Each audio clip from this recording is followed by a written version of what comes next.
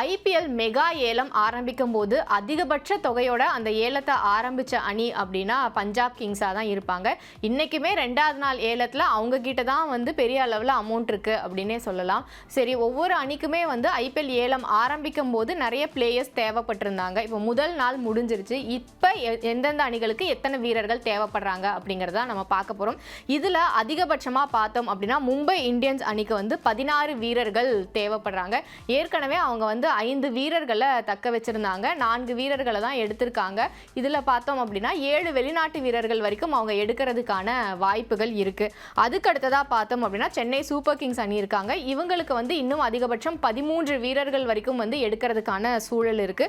அதுக்கு அடுத்ததாக பார்த்தோம் அப்படின்னா ராஜஸ்தான் ராயல்ஸ் அணி, இவங்களுக்கு வந்து இன்னும் 14 வீரர்கள் தேவைப்படுறாங்க. ஏற்கனவே வந்து ரிட்டென்ஷன் பண்ணிக்கலாம் அப்படின்னு சொல்லும் போதே 6 வீரர்களை எடுத்திருந்தாங்க. ஆர்டிஎம் கார்டுக்குள்ள இல்லாம தான் வந்து இவங்க ஏலத்துக்கு உள்ள என்ட்ரி ஆயிருந்தாங்க. இதுக்கப்புறமா பார்த்தோம் அப்படின்னா சன்ரைசர்ஸ் ஹைதராபாத் அணி, இவங்களுக்குமே வந்து 12 வீரர்கள் இன்னும் தேவைப்படுறாங்க, 4 வெளிநாட்டு வீரர்கள் உட்பட.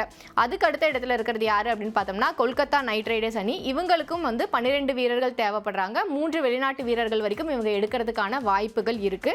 அதுக்கு அடுத்ததாக பார்த்தோம் அப்படின்னா டெல்லி கேபிட்டல்ஸ், இவங்களுக்குமே வந்து 12 வீரர்கள் தேவைப்படுறாங்க. ஆனால் வெளிநாட்டு வீரர்களோட எண்ணிக்கையை பொறுத்த வரைக்கும் இவங்களுக்கு வந்து 4 வீரர்கள் வரைக்கும் எடுக்கிறதுக்கான சான்சஸ் இருக்கு. அதுக்கு அடுத்தது இருக்கிற அணி அப்படிங்கிறது பஞ்சாப் கிங்ஸாக இருக்காங்க. நேற்றைய நாளில் பார்த்தோம் அப்படின்னா அதிகபட்ச தொகை கொடுத்து நிறைய வீரர்களை வாங்கினவங்க இவங்களா தான் இருந்தாங்க. இவங்க கிட்ட பார்த்தோம் அப்படின்னா 13 வீரர்கள் இன்னும் அவங்களுக்கு தேவைப்படுறாங்க.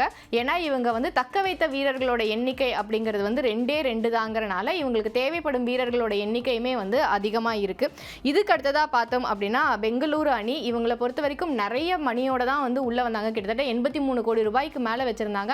ஆனாலுமே முதல் நாளில் பெரிய அளவில் வந்து இவங்களோட டாமினேஷன் அப்படிங்கிறது ஏலத்தில் இல்லாமல் போயிடுச்சு. அதனால இவங்களுக்கு வந்து இன்னும் 16 வீரர்கள் வரைக்கும் மேக்ஸிமம் எடுக்கிறதுக்கான சூழல் இருக்கு. பெங்களூரு அணியை பொறுத்த வரைக்கும் எப்பவுமே வந்து ஃபாரின் பிளேயர்ஸ் மேலே தான் வந்து நிறைய இன்வெஸ்ட் பண்ணுவாங்க.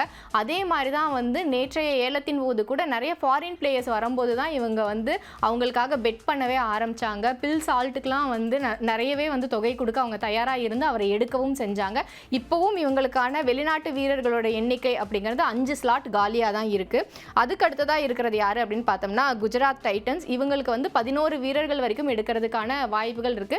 ஆனால் முதல் நாள் ஏலத்திலேயே கிட்டத்தட்ட தங்களோட அணியவே வந்து கட்டமைச்சிட்டாங்க குஜராத் டைட்டன்ஸ் அப்படின்னு தான் சொல்லணும். எல்லா இடத்தையுமே ஆல்மோஸ்ட் ஃபில் பண்ணி வச்சிருக்காங்க இவங்க. அதுக்கப்புறம் லாஸ்ட் இடத்துல யாரு அப்படின்னு பார்த்தோம்னா லக்னோ சூப்பர் ஜெயின்ஸ், இவங்களுக்கும் வந்து தேவைப்படும் வீரர்களோட எண்ணிக்கை 13 இருக்கு. இவங்களுக்கும் வெளிநாட்டு வீரர்களோட எண்ணிக்கை அப்படிங்கிறது வந்து 4 வீரர்கள் வரைக்கும் வந்து எடுக்கிறதுக்கான வாய்ப்புகள் இருக்கு.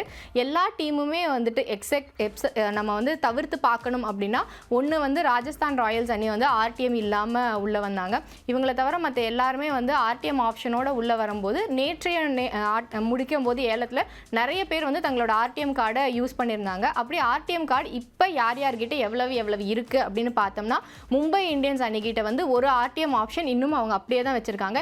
இதை இஷான் கிஷனுக்கு யூஸ் பண்ணுவாங்க அப்படின்னு நிறைய பேர் வந்து சொன்னாங்க. ஆனால் இஷான் கிஷனுக்கு வந்து பெரிய தொகை கொடுக்கறதுக்கு இவங்க தயாராக இல்லாதனால ஆர்டிஎம் அவருக்கு யூஸ் பண்ணவே இல்லை. அதுக்கப்புறமா பார்த்தோம் அப்படின்னா சன்ரைசர்ஸ் ஹைதராபாத் அணி, இவங்க வந்து 5 வீரர்களை தக்க வச்சிருந்தாங்க. ஒரு ஆர்டிஎம் தான் வச்சிருந்தாங்க. இப்போ வரைக்கும் அந்த ஒரு ஆர்டிஎம் கார்டை அப்படியே பத்திரமா வச்சிருக்காங்க. இதே மாதிரி டெல்லி கேபிட்டல்ஸ் அணியும் வந்து தங்களோட ஒரு ஆர்டிஎம் ஆப்ஷனை இன்னும் வச்சிருக்காங்க. பஞ்சாப் கிங்ஸை பொறுத்த வரைக்கும் பார்த்தோம் அப்படின்னா இவங்க கிட்ட மேட்ச் ஏலம் ஆரம்பிக்கும் போது பார்த்தோம்னா 4 ஆர்டிஎம் ஆப்ஷன் இருந்தது. இந்த ஏலத்தில் பொறுத்த வரைக்கும் முதல் வீரரையே வந்து ஆர்டிஎம் யூஸ் பண்ணி தான் பஞ்சாப் அணி வாங்கியிருந்தாங்க. அர்ஷ்தீப் சிங்கை 18 கோடி ரூபாய் கொடுத்து வாங்கியிருந்தாங்க. இது போக இன்னும் 3 ஆர்டிஎம் ஆப்ஷன் அப்படிங்கிறது இவங்க கிட்ட இருக்கு. இதே மாதிரி தான் ராயல் சேலஞ்சர்ஸ் பெங்களூரு அணி, அவங்க 3 வீரர்களை தான் தக்க வச்சிருந்தாங்க. அவங்க கிட்டயுமே வந்து 3 ஆர்டிஎம் ஆப்ஷன்ஸ் இருந்தது.